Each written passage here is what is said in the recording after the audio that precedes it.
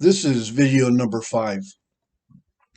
Every person who has ever lived, every person who now lives, and every person who will ever live at any time in the future, any place in the entire physical universe, are all included in the following comments. This we have in common. We all come into the world in the same way. We enter into an environment we have not ever experienced in the past. We have sensual responses to our new environment that we have not experienced in the past. We breathe air, but we have not breathed air before. We drink milk, but we have not drunk milk before. We hear babies cry, but we have not heard babies cry before. We smell flowers, but we have not smelled flowers in the past. We taste pureed spinach, but we have not tasted pureed spinach before. We become cold, but we have not been cold before. We become hungry, but we have not been hungry before. We feel the weight of our body, but we have not felt the weight of our body before. We immediately enter into an environment that is foreign to us. This can be a very scary experience. We soon begin to realize that we have a caregiver, that there is someone who is taking care of our needs and who is solving our problems. This caregiver makes us feel better when we begin to hunger. This caregiver makes us feel better when we begin to get cold. This caregiver is someone we begin to trust. We begin to depend on the wisdom of our caregiver. The very nature of our existence as a living being depends on this caregiver acting in a proper human way. We soon begin to release our fears and concerns to the attention of our caregiver. This allows us to concentrate on other things. We begin to concentrate on the nature of the environment in which we find ourselves, and on our relation to and within it. However, when Aunt Emma rushes up to us, laughing and crying and yelling, "Oh, what a beautiful child!" This can be a very scary experience because it appears she is coming into our world from afar, as if from nowhere. Our sensual range is very short, and so it seems as if she is coming from nowhere and then returning to that same place. As we mature, our senses mature along with us, and we begin to understand the real nature of Aunt Emma and the other things around her, including the real nature of our caregiver. However, as we mature, and if our fears of the environment where we live are not abated, others may interpret this as a symptom of insanity, of schizophrenia, or of some other serious mental illness. This is because maturing and remaining fearful of the environment in which one lives is not a normal mental condition. We are dependent on our caregiver to resolve our fears, to solve fundamental problems for us, to support our needs, and instill happiness into our experience of our own physical person. We are, by the very nature of our being, dependent on our caregiver for everything, including our life and happiness.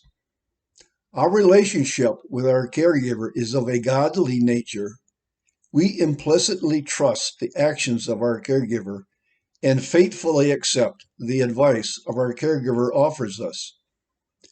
We implicitly believe that the consequence of doing so will be compatible with our nature as a specific kind of living being, a human being. We are, by our nature as human beings, believers in the goodness, kindness, wisdom, and intelligence of our caregiver. As we mature and eventually separate ourselves from the godly attention of our caregiver, our need to be cared for and our need to have fundamental problems resolved does not magically go away. We look for another source. We look for persons whose advice we can trust and upon whose intellect we can depend to solve the most fundamental problems facing human beings. We look for persons who seem to have all of the answers we seek. This is how and when religion steps in to fill the void.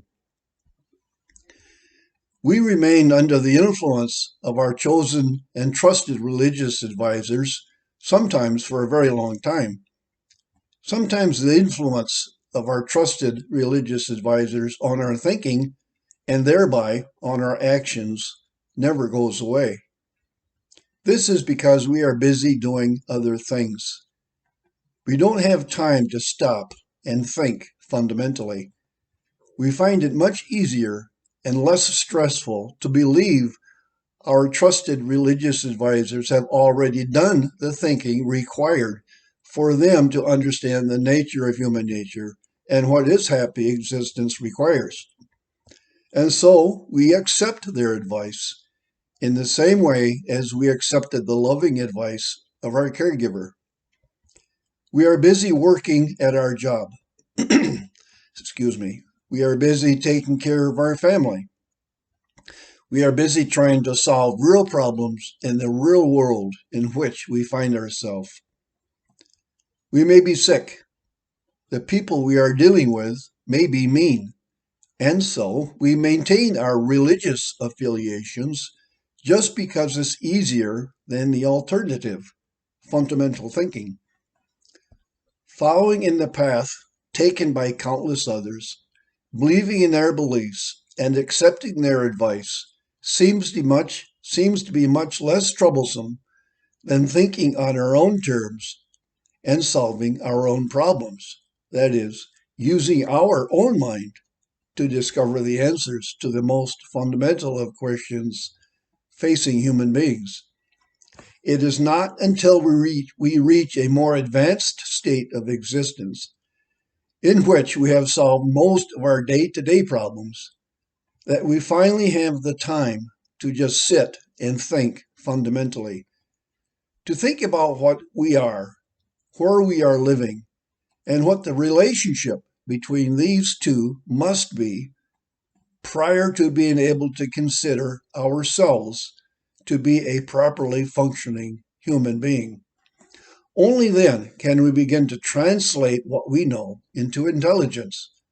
Only then can we begin to conceptualize our sensually acquired knowledge into intelligence, and then begin to explain what we are, where we are living, and what these say about how we must behave prior to being able to consider ourselves to be a properly functioning human being. We eventually discover that to do this, we must fully remove ourselves from the influence of our trusted religious advisors and from their dependence on religious doctrine. Any hold religious doctrine maintains over our mind affects how well our mind is able to conceptualize what it knows to be the case into intelligence. Only then are we able to begin to explain the nature of human nature and that upon which its happy existence depends. The following videos will attempt to explain how that intellectual transformation can, does, and has occurred within the minds of people just like you. People who have turned off their mind, people whose thinkings and actions have also been determined for them by their trusted advisors, religious or otherwise. And yes, it was a very scary transformation. I understand, and therefore can speak to the fear and emotional trauma accompanying such an enormous intellectual transformation to and within one's own mind. For 20 years, following the death of my daughter, I personally experienced it.